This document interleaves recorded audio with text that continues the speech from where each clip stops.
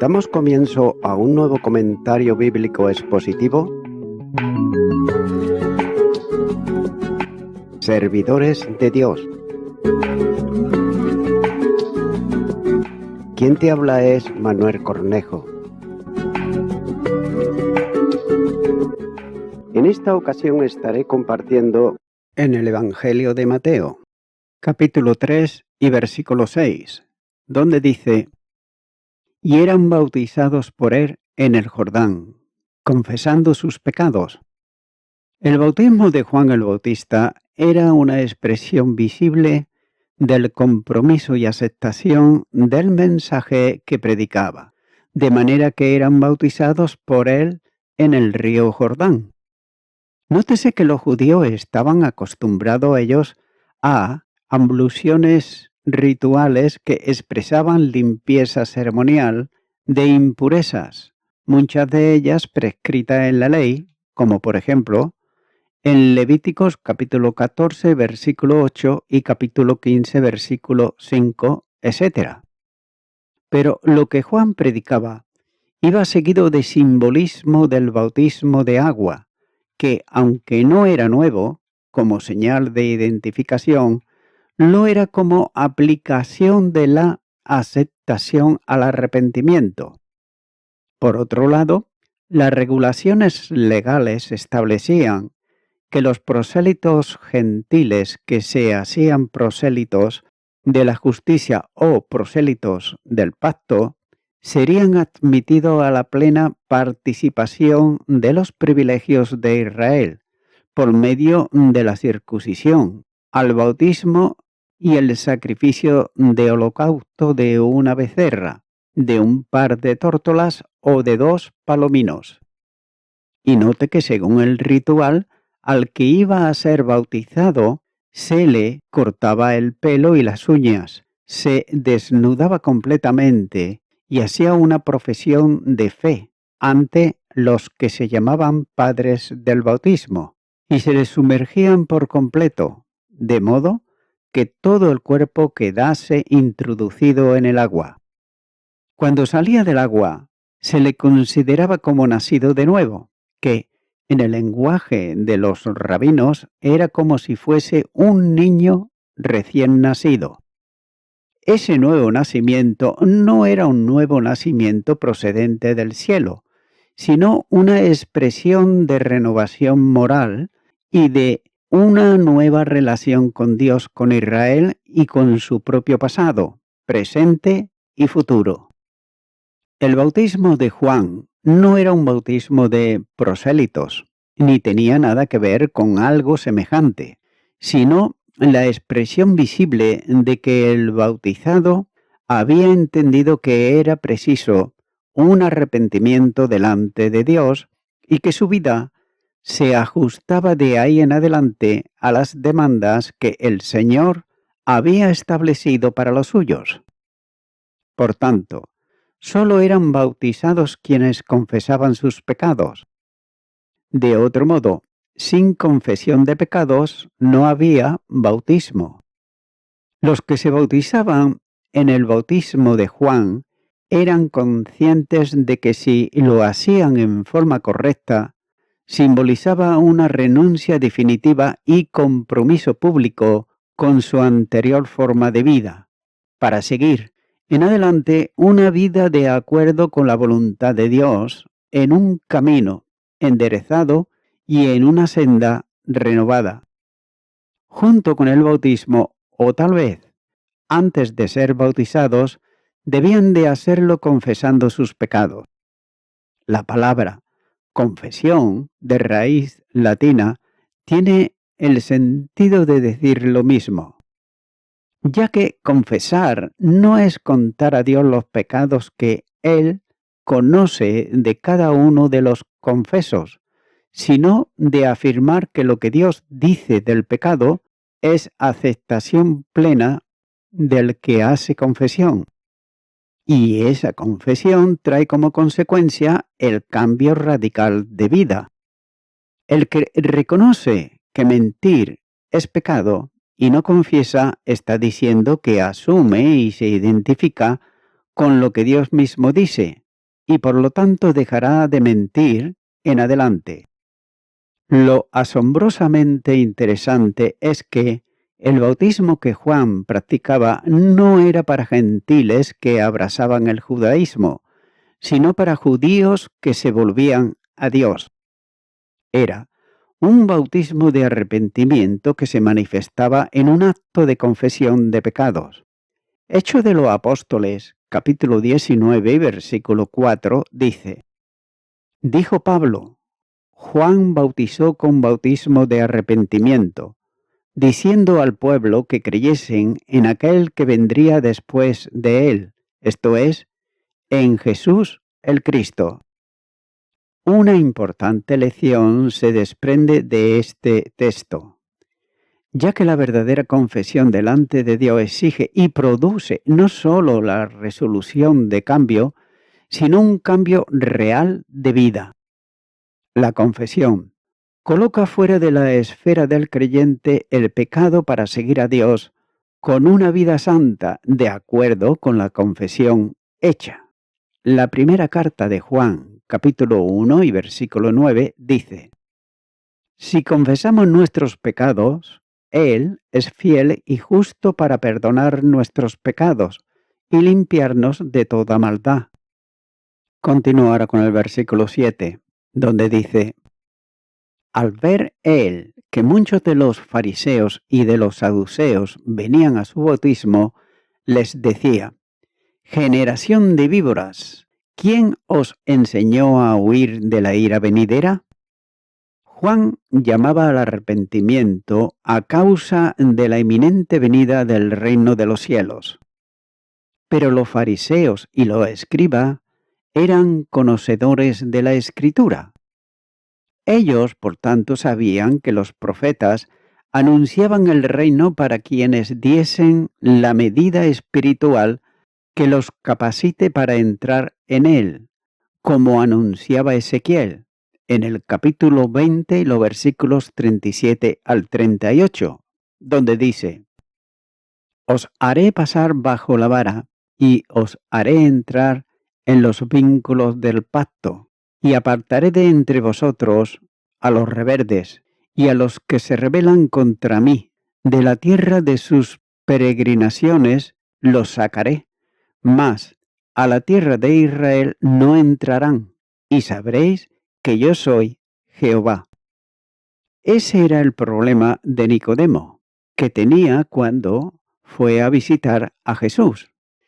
Los fariseos y los escribas estaban ellos buscando justificarse delante de Dios por las obras que ellos hacían, de tal manera que a cualquier asunto relativo a justicia personal era de su agrado y lo procuraban. Entre la gran masa de personas que acudían a Juan al Jordán, atendiendo a la demanda del arrepentimiento y para ser bautizados por él, estaba una gran cantidad de los fariseos y también saduceos. Los saduceos eran un partido dentro del judaísmo. No se sabe con toda precisión cuándo surgieron, pero se supone que eran los descendientes de los Hasidín, es decir, los píos o los santos. La primera o una de las primeras menciones a ellos aparece en el contexto de Historia de los Reyes Macabeos. El calificativo de fariseos establecía una separación entre ellos y lo impuro. Sin embargo, llegaron al extremo tales como considerar impuro al pueblo de la tierra porque desconocían la ley y en la dimensión en que ellos creían conocerla. El Evangelio de Juan, capítulo 7, versículo 49, dice: Mas esta gente que no sabe la ley, maldita es. Los fariseos o sus antecesores directos en la historia de Israel promovieron algunas rebeliones contra los gobiernos de los pueblos que controlaban a Israel. En los días de Juan el Bautista, Herodes trató de ganarse a este grupo, pero manteniendo seria desconfianza de ellos a causa de su tradicional comportamiento, ya que ellos eran profundamente celosos de la ley, que cumplían en sus más sencillos preceptos, procurando superarla mediante acciones mucho mayores que la ley establecía. Frente a un ayuno anual, ellos ayunaban 2 veces por semana. También ellos daban el diezmo de todo, incluyendo lo más superfluo, como la menta y el eneldo de sus campos. También se separaban absolutamente de todo cuanto pudiera contaminarles, según sus conceptos, que incluía el contacto con los gentiles, a quienes ellos despreciaban. También guardaban, como no, el sábado hasta el extremo, tales que consideraban pecado una obra de misericordia hecha en ese día, como eran las sanidades que Jesús realizó en sábado. Además de los preceptos legales, guardaban también lo que se conocía como la tradición de los ancianos, que incluía normas de comportamiento no reguladas por la ley, a la que daban categoría de mandamiento divino. Y note que unidos a los fariseos venían también algunos de los saduceos. Este grupo, el de los saduceos, era lo opuesto a los fariseos, distinguiéndose de ellos por ser tolerantes e incluso incrédulos con algunas doctrinas bíblicas. En ese sentido negaban la resurrección de los muertos y la realidad de los ángeles, ya que era un grupo tal vez más antiguo que los fariseos. La primera referencia de que se tiene noticias sobre ellos es una cita de Josefo, en la que escribe sobre el deseo de Hicarno I, rey macabeo, de aliarse con ellos. Por tanto, tenían que tener una presencia importante ya en el año 135 a.C. También algunos consideran que su nombre se deriva de Sedot, sacerdote contemporáneo de David, y Salomón, como señala el segundo libro de Samuel, capítulo 15, versículo 27, y el primer libro de Reyes, capítulo 1, versículo 18, cuyos descendientes eran considerados como la línea sacerdotal. Ezequiel, capítulo 44, versículo 15, hasta la rebelión de los macabeos. Sin embargo, hay dificultades tanto históricas como religiosas que conducen a considerar que su calificativo se deriva de la palabra griega sudikoi, que tenía que ver con las autoridades que controlaban los impuestos. En Israel, los saduceos tenían este cometido, especialmente con su presencia en el Sanedrín, al que controlaban hasta la mitad del siglo I. La mayoría de los sacerdotes pertenecían a los saduceos, y este era un núcleo de personas de la alta sociedad y sumamente respetadas en la nación.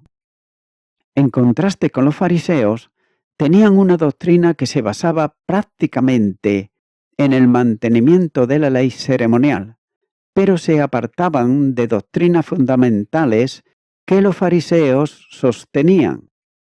También se conoce que negaban la inmortalidad del alma, sosteniendo que cuando moría el cuerpo, moría también el alma. Otro elemento de confrontación entre saduceos y fariseos tenía que ver con el canon del Antiguo Testamento, ya que para los saduceos solo eran escritos divinamente inspirados y por tanto autoritativos, lo que componían en canon reconocido tradicionalmente en Israel, estimando superior el Pentateuco el resto de los escritos bíblicos. Y nótese que a esto los fariseos añadían también la tradición de los ancianos, que consideraban como una interpretación de la ley dada por Moisés a los ancianos de Israel. y transmitida oralmente a lo largo de la historia, dándole, como se ha dicho anteriormente, categoría de mandamiento divino, con lo que frecuentemente sustituían la palabra por la tradición, invalidando con ello el mandamiento de Dios. Mateo capítulo 15 versículo 6 y Marcos capítulo 7 versículo 13. Pero tanto unos y otros, ellos procuraban alcanzar beneficios personales con sus propios esfuerzos.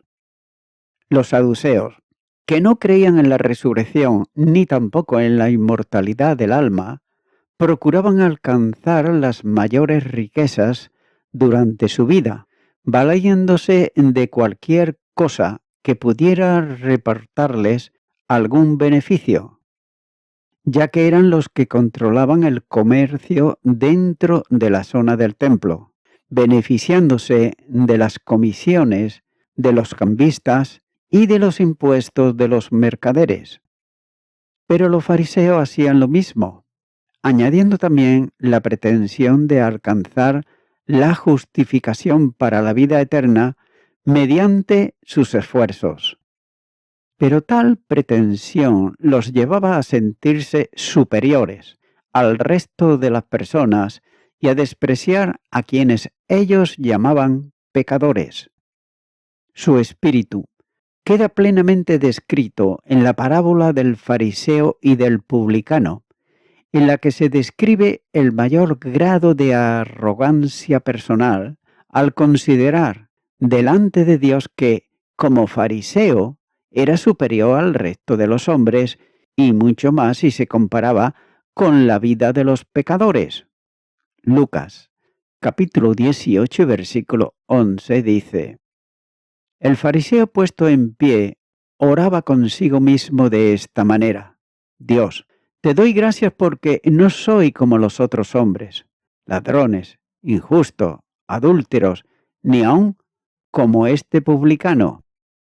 Note que es sorprendente que estos dos grupos acudiesen a Juan pidiéndole que los bautizase. Ahora bien, ¿cuál era el motivo que tenían para ello? No cabe duda que Juan no estaba interesado en predicar delante de ellos, llamando a las gentes al arrepentimiento, sino en predicarle a ellos que necesitaban, por su condición moral, tanto o más del arrepentimiento que el más perverso de los pecadores que acudiese al llamamiento del Bautista. Tal vez la presencia de ellos se debiera a una cierta envidia hacia cualquier persona que pudiese congregar a multitudes. También se resistían de cualquier cosa que pudiese quitarles el liderazgo sobre la nación, ya que estaban dispuestos a asumir cualquier demanda con la que el pueblo se identificase, con tal de mantener la supremacía que sobre ellos habían alcanzado a lo largo del tiempo. Y estos dos grupos, en general, siempre había alguna excepción, no eran sinceros. Como siempre en ellos, la hipocresía cubría cualquier acción que tuviese apariencia de piedad, ya que vivían engañando para conseguir que se les considerase gente honesta y ejemplos a imitar.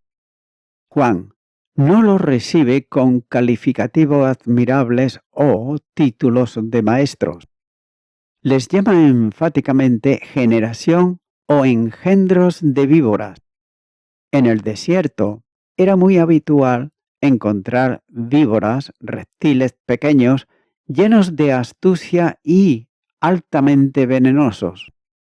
Los saduceos, y especialmente los fariseos, se jactaban ellos de ser hijos de Abraham, pero note que aquí Juan los califica como hijos de víboras, engendros de víboras, peligrosos y venenosos como la serpiente.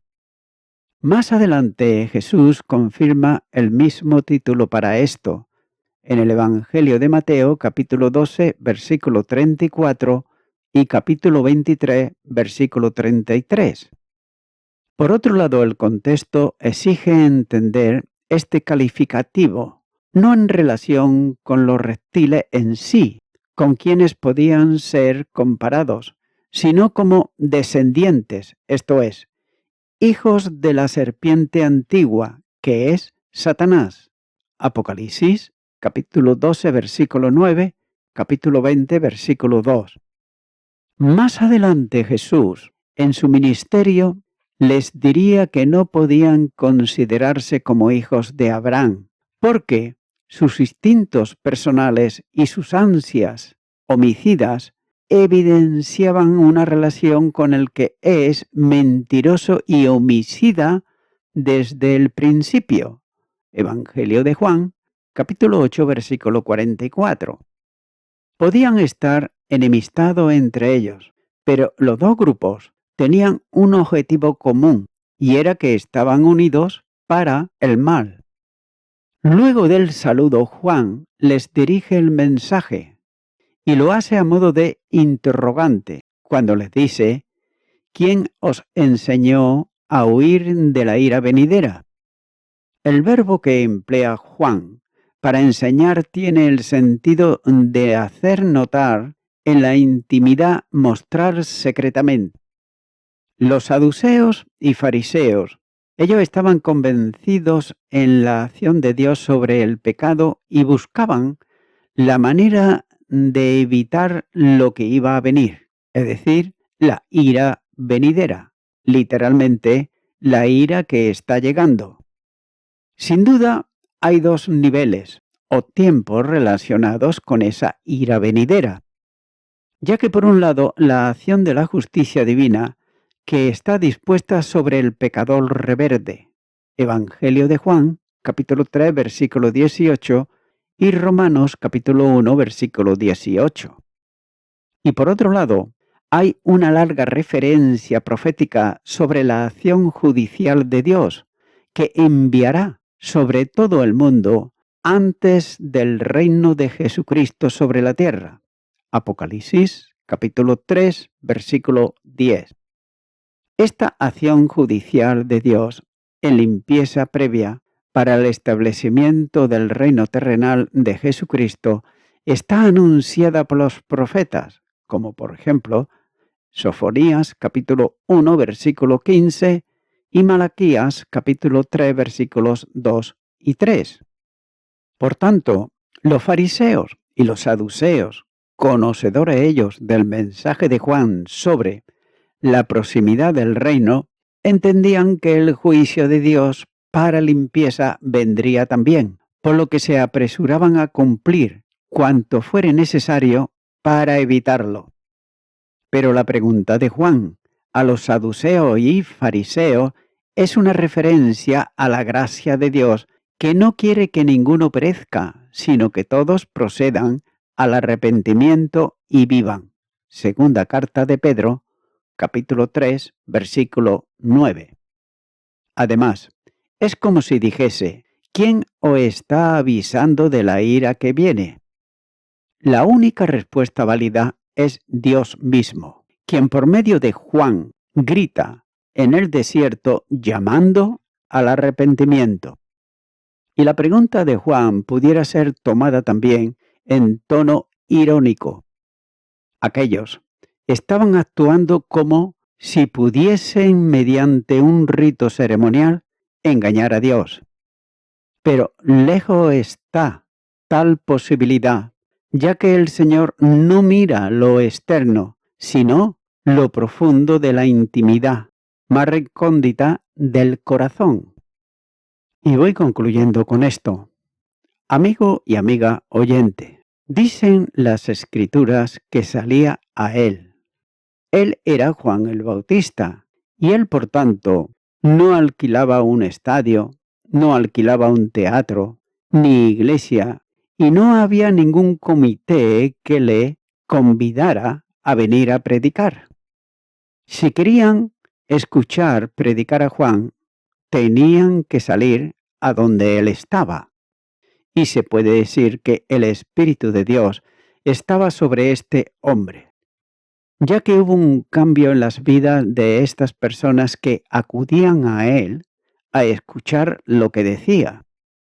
Y es por eso que, mi amigo y mi amiga oyente, si tú acudes ahora a Jesucristo, a buen seguro que habrá un cambio en tu vida espiritualmente, socialmente, para toda tu familia y todos los que están a tu alrededor. Y será un cambio para bien, de manera que te invito a que hagas una oración de fe, de arrepentimiento, delante de la presencia de Dios en oración. Repite conmigo y di: Señor Jesucristo, vengo en este momento ante ti en arrepentimiento, creyendo profundamente que tú eres el Salvador del mundo, que tú dices tu vida en la cruz del Calvario. Lo creo, y por ello te pido perdón por todos mis pecados y delitos. Me arrepiento de ellos y quiero que tú hagas un cambio en mi vida, que tú vengas a mi corazón. Te lo pido en tu nombre. Amén.